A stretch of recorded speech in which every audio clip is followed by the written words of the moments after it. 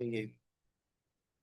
Nahirapan ako sa order eh. Pero kanina kasi after dispensationalism, magmo-move tayo dito sa Christ. Ano naman? I hope it's worth it naman na papunta tayo dito. So the one who is and was and who is to come. So it's really about yung different time time elements no. Grace to you and peace from him who is and who is was and who is to come. And from the seven spirits who are before his throne, and from Jesus Christ, the faithful witness, the firstborn from the dead, and the ruler of the kings of the earth. One for B. This form is of considerable theological significance. No? Bakit?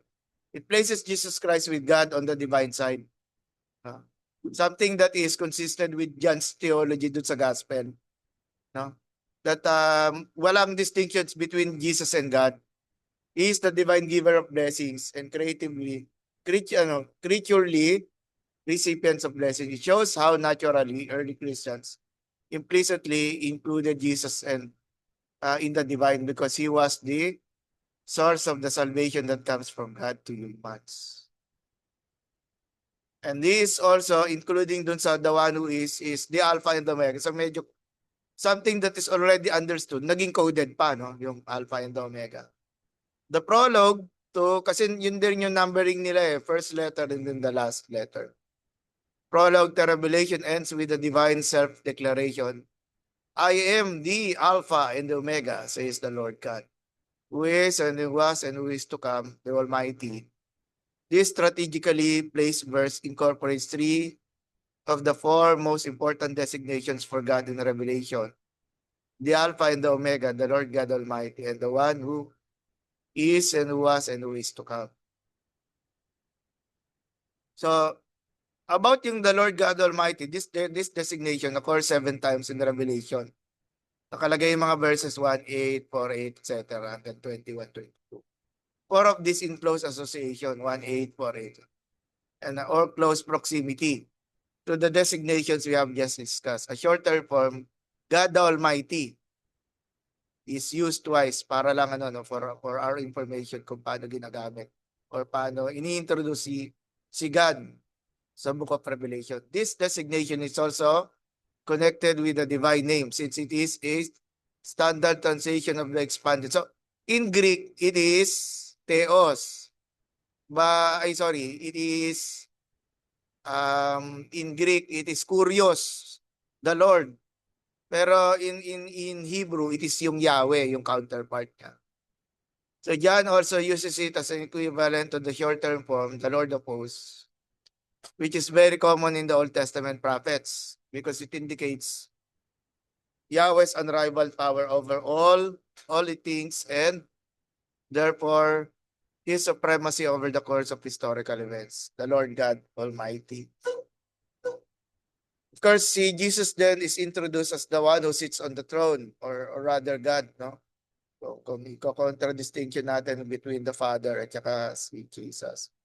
This is the last of the four most important designations of God in Revelation.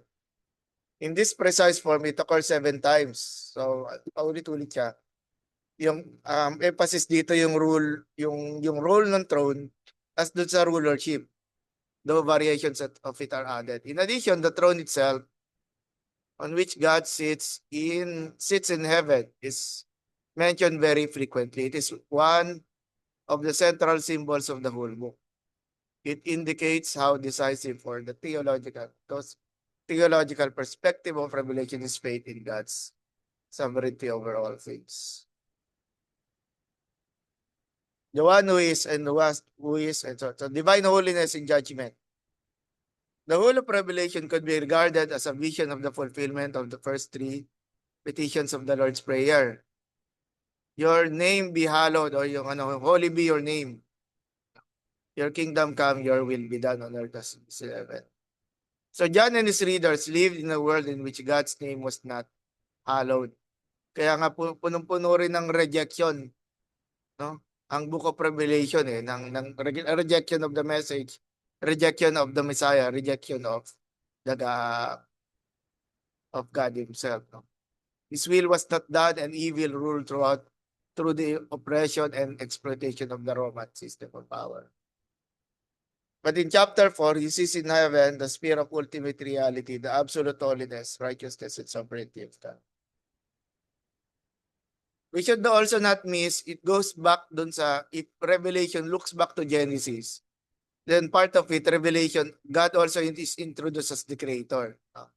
We have considered at length the sovereignty of God portrayed in chapter 4. Equally important is the confession of God as creator, expressed in the hymn of the 24 elders. So you can see na may mga biblical support dito sa pag-introduce who God is in the book of Revelation.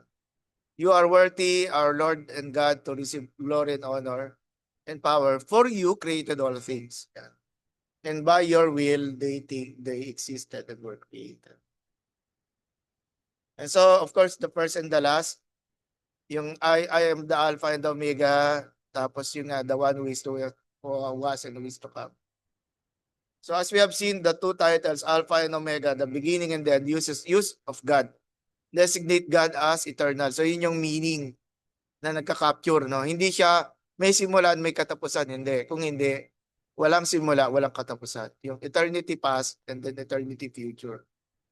So God as eternal in relation to the world. He precedes and originates all things as their creator, and He will bring all things to their eschatological fulfillment. So a promising verse, of course, Revelation 7:9 to 10. No? After this, I looked and behold, a great moon. Bigla ko tuloy naalala, yung ninong namin sa kasal, siya yung senior pastor ko. He died nitong January of this year. Wow. Paborito niyang verse itong Revelation 7:9 to 10. Paborito niya. Kasi very missionary heart siya. Nag-mission siya sa Abu Dhabi tsaka sa Dubai. At isa siya doon sa mga nagpasimula ng missionary na gawain sa Kaohsiung sa Taiwan. Sa Taiwan. And when bigla ko siya naalala, siguro ito matagal niya nang nakikita sa kalangitan nitong na to, no. Including siya, no. Bahagi siya ng great multitude that no one could number it down. From all tribes and peoples and languages standing before the throne. Before the Lamb, clothed in white robes with palm branches in their hands, crying out with a loud voice, salvation belongs to our God. And what's the symbolism ng palm branches? Kasi ang pwede naman nilang hawakan swords, no? Espada, AK-47, di ba? AK-47. Pero hindi, ang nila no, yung mga mga symbols of peace. At saka life, no? Kasi palm branches dito also symbolizes life.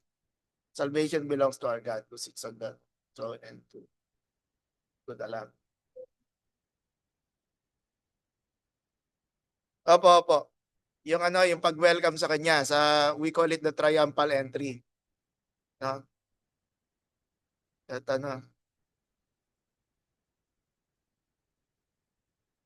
araw na palaspas. So they would count 2 weeks. Diba, Palm Sunday. Pero at least the concept of welcoming is there. Concept of welcoming. So again nga, hindi weapons of force, kung hindi peaceful welcome.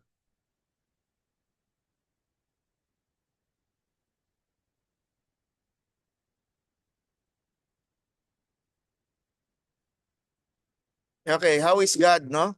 Paano ba si God pinoportray sa Pinoportray sa Book of Revelation? Of course, kay Jesus, no? Right from the start, chapter 1 pa lamang, no? Pinoportray na si Jesus. Which is, of course, important sa understanding natin na Book of Revelation, since when you look at characterization, si God nga naman is one of the chief characters in the story.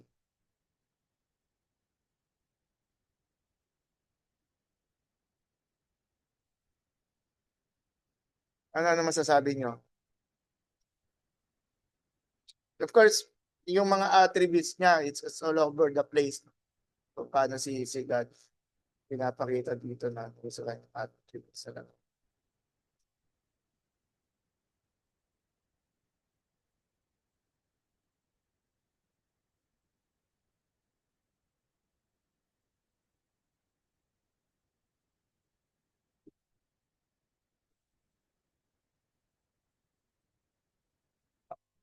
Sorry.